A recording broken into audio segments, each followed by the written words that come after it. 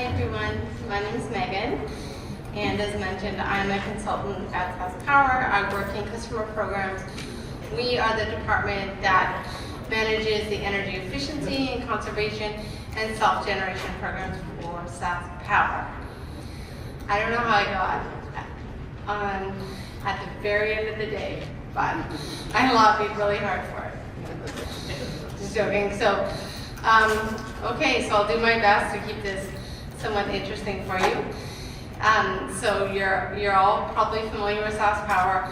We're the leading energy supplier in Saskatchewan, and supplying electricity to the people of Saskatchewan is what we do. We have over 530 customers, and these customers hit another peak, a record for peak demand, which is the most power used at one time again this year, and that was 3,792 megawatts. We are winter peaking utility right now, but last summer was a dry, hot summer, and we hit 2 or 3 new summer peaks last summer. And our summer peak was up to 3520 megawatts, so 3,520. So, we are anticipating that somewhere in the near future we will become a dual peaking utility, where our summer peak is as high as our winter peak. So we offer 5 natural gas facilities, 3 coal-fired plants, 7 hydro facilities, and 2 wind-powered facilities at the moment. So we also purchase electricity from Manitoba Hydro and small power producers, bringing our total generation capacity up to 4,500 megawatts. We manage $11 billion in integrated generation, transmission, and distribution assets, and manage over 157,000 kilometers of power lines in the province. Another fun fact, we have more power poles in the province than we do people. And I hope they're not on your land. So our vision, powering Saskatchewan to a cleaner energy future through innovation, performance, and service. Our mission is to ensure reliable, sustainable, and cost-effective power for all of our customers. And that's key. It's for all of our customers and the communities that we serve. Challenging times right now in the industry. We're facing a number of different pressures. The number one pressure is the need, regulations, and the need to provide cleaner energy within the province. Our aging infrastructure is also a concern.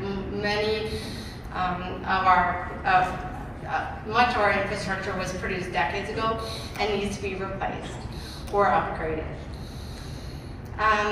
Customers are looking for more options and choices. Technology is moving really quickly and changing the landscape, so we're doing our best to keep up. We need to have an agile workforce because of these technology changes and the way it's changing the utility industry.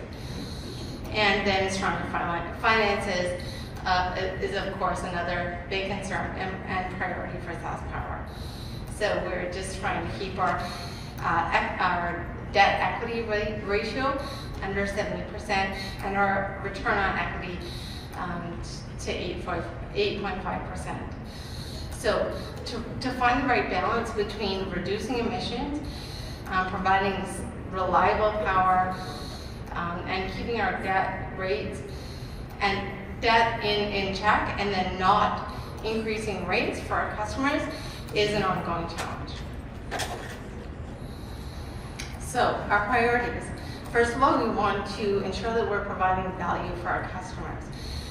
So we measure customer experience, and our ideal state is to provide customers with the value that they're seeking, and also to ensure that they trust us and they trust that we're doing the best thing that we can for our customers.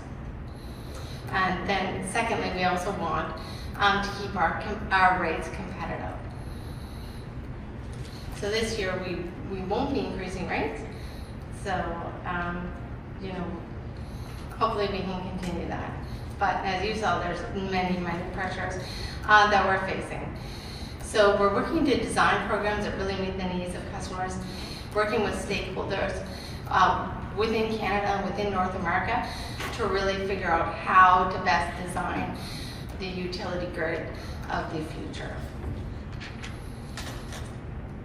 So the need to modernize the grid is another priority that we're focused on, and a challenge that we're facing. So with our objective to reduce emissions by 40% from 2005 levels by 2030, we need to figure out how to integrate renewables into our grid, manage them, provide reliable power, because we all know renewables aren't available 100% of the time. When the wind isn't blowing and the sun isn't shining, they're not available. So we are working to modernize our grid. We'll also need to define how we use coal as a generation baseload source within a changing regulatory environment, and find the best supply mix to meet our needs. So a more modern grid will pave the way for innovation in power storage, electric vehicles, and customer self-generation. So, as I mentioned, our goal is to reduce emissions by 40% from 2005 levels by 2030. This is our plan and our projection on how we'll do that. A number of the projections will come as a result of retiring our other Boundary Dam coal-fired facilities. So Boundary Dam Unit 4 is slated to be retired in 2021, and Unit 5 we're hoping to keep until 2024 if the equivalency agreement with the federal government is signed. But once those are retired, we will see a pretty dramatic reduction in our emissions. While we are preparing for a grid with a lot more sporadic self-generation, we'll see a bit of an increase in emissions while we bring on more natural gas-fired facilities. So our Chinook facility, I had a question at the back there. It's slated to come online in Swift Current, 350 megawatts in later 2019. Okay. So as we face those challenges, we continue to invest a lot of money in infrastructure. Approximately $1 billion a year. We're putting into infrastructure to upgrade it so that we can do our best to maintain reliability within the province and meet the growing electrical demand. So currently our power mix is about 40% natural gas, 32% conventional coal, 5% wind, 20% hydro, and 3% is coal with carbon capture, and also imported and small power producers or independent power producers. And our generating capacity, 4,493 megawatts.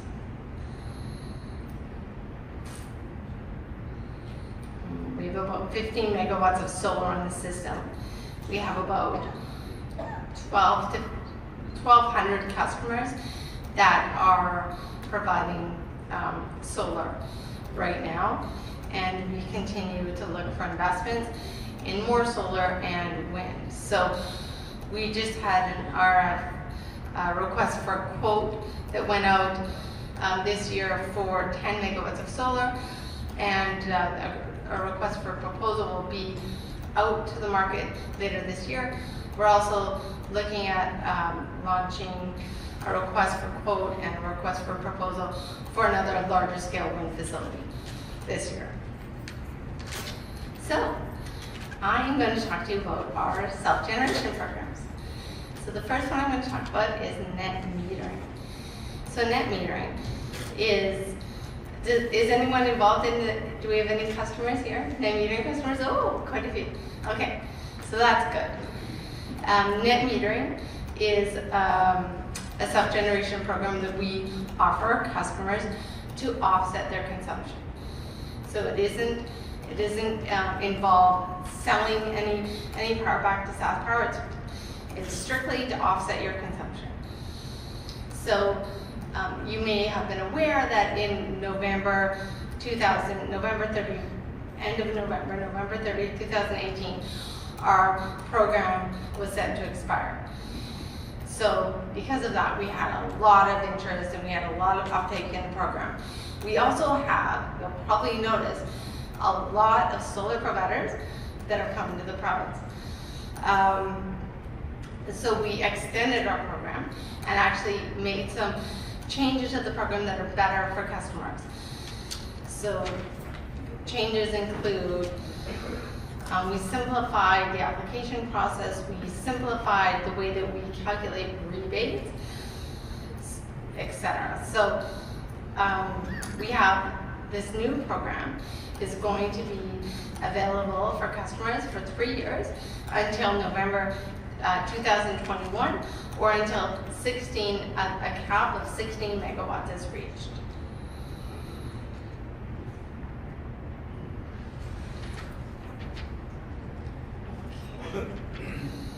So, more details about this program. So, project sizes are limited to 100 kilowatts, and each customer can have 5 of those projects per year to a maximum of 500 kilowatts. Like I said, it's for offsetting your bill.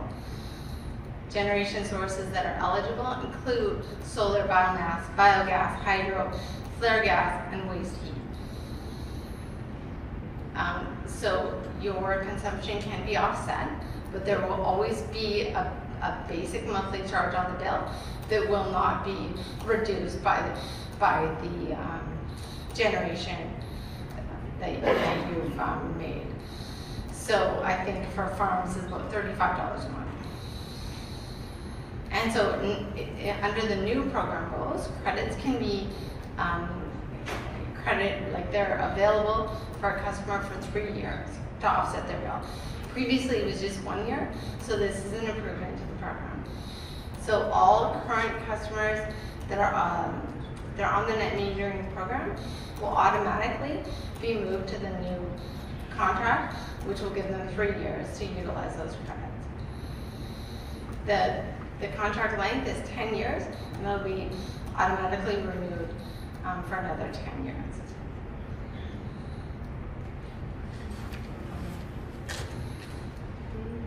If anyone has any questions throughout, you can, I think, ask. So just let me know. So the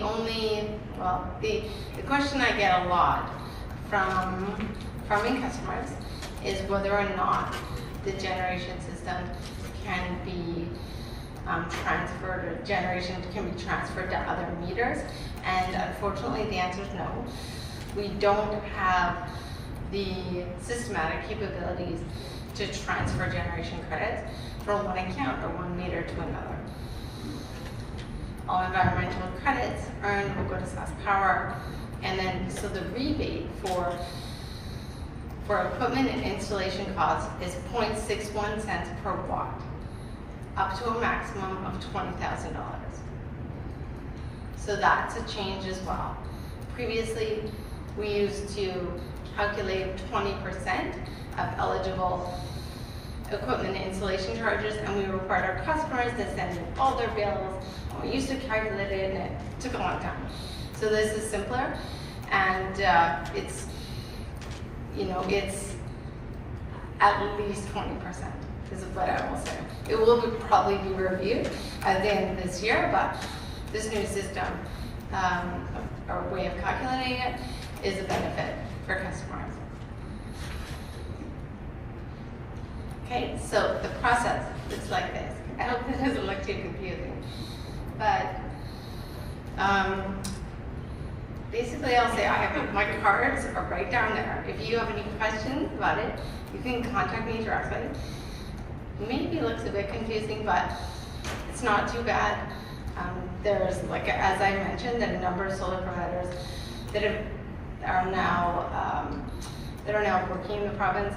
Many of them are familiar with the process, and it is also available on our website.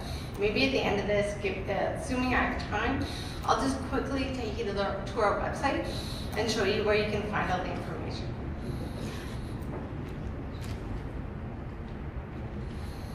Okay, so our next program is called the Power Generation Partners Program. And this is a program for larger scale generation. And the difference here is that this program is for customers who want to sell 100% of their generation to SaskPower. Okay, so it's not to offset your consumption. So it's to replace the previous flare gas and small power producers program. Again, we did a large consultation in 2017 with customers and solar providers when developing these new programs. It was launched in October of 2018, and it will run for 2 years with an option of potentially being extended for a third year. Eligible technologies or generation systems include solar, biomass, biogas, hydro, and geothermal. We have 2 streams within the PGPP program. The first is this Renewable Technologies. These are the eligible ones. And this stream has a cap of 10 megawatts per year. Project sizes for customers can be between 100 kilowatts and 1 megawatt. So the energy price that we paid customers in 2018 was $108.22 per megawatt hour. So this is being reviewed this year, and we will be coming to the market with revised pricing shortly. So the contract length is 20 years. And again, all environmental credits go to SaskPower. So the second stream to the Power Generation Partner Program is carbon neutral technologies. And the technologies that are eligible in this stream include flare gas and waste heat. The project sizes can be anywhere from 100 kilowatts to 5 megawatts per customer. The program cap in this stream per year is 25 megawatts. The price that we paid last year was $70 per megawatt hour. Again, this is going to be reviewed this year, and we will let you know what the conclusion is. Contract is again 20 years, and all environmental credits go to SaskPower. So an example of the process is here. There's a bit fewer steps in this one. Last year, what we did was we met with everyone before they put in their application, just to determine if the project they were thinking about made sense, and if they should, go through the work to apply. So, did anyone here apply for this program? No? Okay. Because we actually did have 71 pre-application meetings with customers who were exploring this option. We only had we had an application window that opened on November 28th last year. And I'll tell you, it filled up really quickly because there was a lot of interest in this.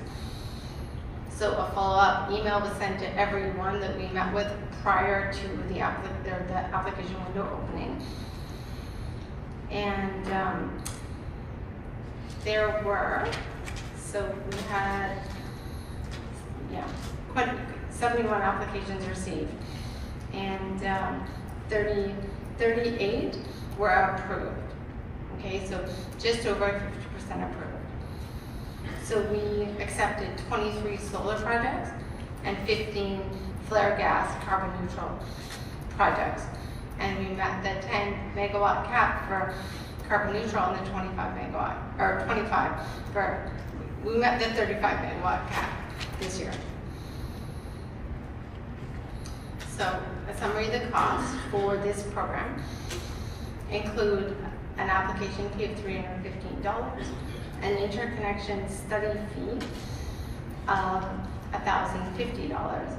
Interconnection costs include $43,000 per kilometer and $170,000 per megawatt.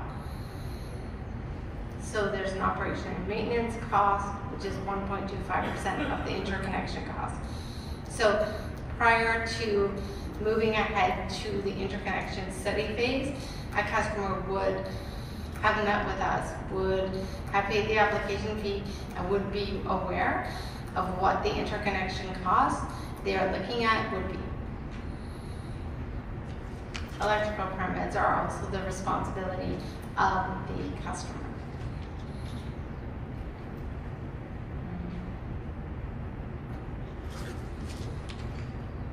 So as I mentioned, last year our application window was at the end of November.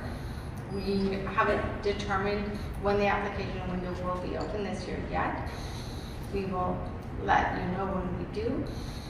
And in 2019, as I mentioned, selection was based on a first come, first served priority basis, as well as priority was given to those areas where there was capacity on the feeder. Okay, so we provided a map to our customers last year to give them an idea of where there was existing capacity in our feeder and where we had planned capacity in the near future being added.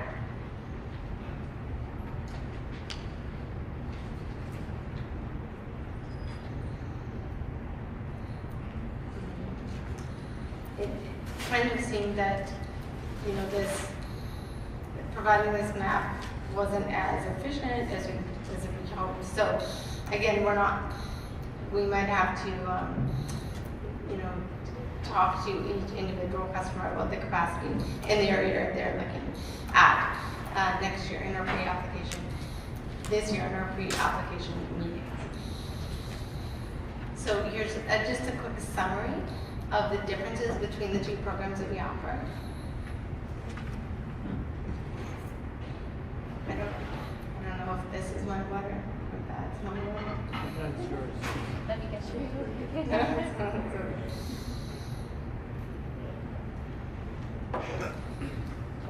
And that's it. So if you have any questions about customer generation programs, you can email us at customergeneration@saskpower.com.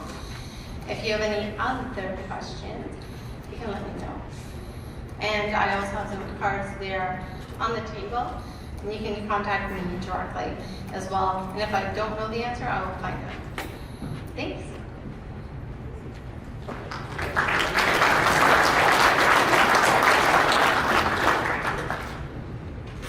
Hi, Joe Schmitz from Corman Park. I want to applaud SaskPower for the net metering program that you described. My wife and I have 24 panels at home, and I tallied it up just last month. In addition to the basic fee that you described, we'll probably pay $20, $30 for power. But I shudder to tell you how much we bought from SaskPower in February and in January. I can never remember paying that much. But we're very happy with the program, and we estimate if we had let the installer go at it, just roughly speaking, it would have been $30,000. We did some of the work ourselves, down to $25,000. Then there is the help from SaskPower. Right. So around $21,000, $22,000 we estimate, and as honestly as I can calculate it, with a 25-year project, a 30% return. And I just wonder why not more people do this. And I wonder if SaskPower has promoted the keeping the money in Saskatchewan more, rather than inviting corporations from France and what have you. There are avenues to keep the money here. There is a solar cooperative in Saskatoon. One is working to get established in Regina, and really, I think Lana, in her excellent presentation on crop production, bemoaned the fact about how the carbon tax is nonsensical. Well, that would have been a good use, and that was the original intention. My wife and I are retired. It worked well for us, but there are young families that could really benefit from the help from such a tax, to give them a head start to make that step now, because we're really quite happy, and again, applaud SaskPower for it. Oh, good, thanks. I'm glad you're happy with the program.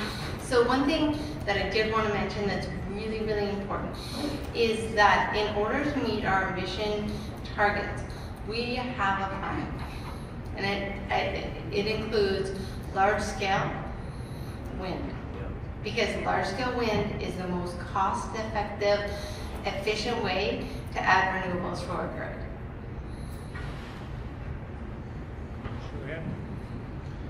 Hi, I'm Devin Walker, RM472, up in the northwest of the province. So, one broad picture thought, if I snap my fingers and all the vehicles in Saskatoon and Regina become electric vehicles, and all the heating for our homes becomes renewable electric, and we have all this renewable power available, forget about all the logistics. What is the grid upgrade going to cost? Are there any projections that you've heard of, talked about? What is the grid upgrade going to cost? All of a sudden, magically overnight, be completely renewable electricity and heat and power and move ourselves around in just Saskatoon and Regina electrically? And what would that do to the service cost and the supplying cost of electricity? Has that ever just been talked about in boardrooms? It's certainly been talked about, and it's certainly being considered, and we have a lot of people working on that, anticipating what the grid of the future is going to need to look like. And it's distributed energy resources, right? So how are we going to manage storage when it becomes more prevalent and cost effective, and how we're going to integrate that into our renewable fund and then electric vehicles. So there are a lot of people working on it. I'm not going to comment on it, but just feel confident that we know that the industry is changing really quickly, and we're doing everything that we can to adapt. Thanks. Bill Warrington, 322. I'm kind of concerned, or I'm kind of interested in the consumption. Like, I think there's lots of places where we can make big. For instance, at my place, I'm fortunate enough to have the gas there. So I put in a natural gas cook stove, a heater, water heater, a clothes dryer, and that made quite a big difference. Oh, and natural gas. And I think that somehow we should encourage that wherever possible. Yeah. So, oops, I'm just actually going to go to our website. Sorry. I don't know if this is allowed. But certainly energy efficiency is the most cost-effective way for customers to reduce their consumption, and the quickest way for them to see payback as well. So our department manages our energy efficiency and conservation programs, and we do have a couple of tools available online to help customers understand where the biggest opportunities are. Have you seen those? So we have online energy efficiency calculator for homes, and then we also have one for businesses to just help customers understand, what are the biggest contributor to my total electrical bill? Where are the biggest opportunities? If I upgrade these technologies, what would the payback? How much would that cost me, and what would the payback be? So absolutely, and that's a message that our team, especially SaskPower, is trying to communicate. Right? Energy efficiency is the number one most effective way to reduce our emissions. Okay. Well, it made a big difference for our power bill, so that was good. Yeah, absolutely. So I'll just quickly show you if I go energy am I okay for time? Energy efficiency programs and tips. That's where you'll find. Oh, sorry.